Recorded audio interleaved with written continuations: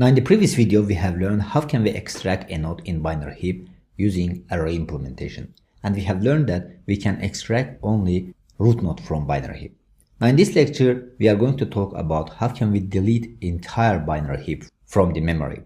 Now in this case all we have to do, in case of array implementation, we are going to set to this array to null.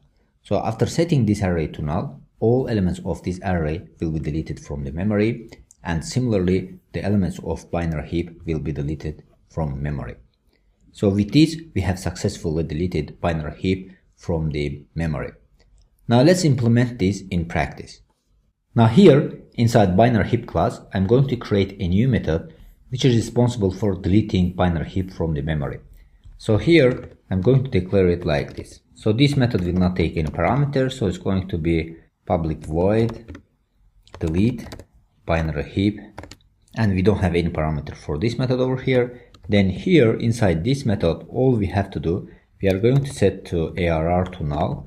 So this is the array that we have declared when we are creating this binary heap class over here. Then I'm going to print out saying that the binary heap has been successfully deleted. So it's going to be like this: system out print binary heap has been successfully deleted. Now with this we have successfully implemented delete binary heap method for this binary heap over here. Now let's run this method to see how this is working. So here we have created a binary heap like this. Then after creation we have called extract method, so I'm just going to delete this extract node method.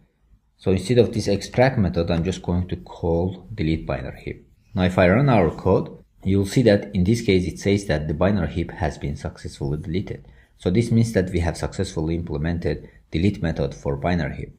Now let's see what's the time and space complexity for this method over here. So it's obvious that the time complexity will be O1, because in this case all we are doing is we are setting arr to null and printing out message to the console. So these two lines of code will take O1 time complexity. So if we combine these complexities over here, it will take O1 time complexity.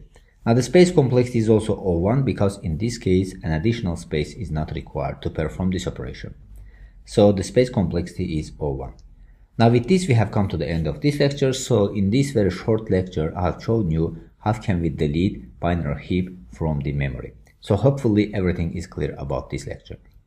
So see you in the next lecture.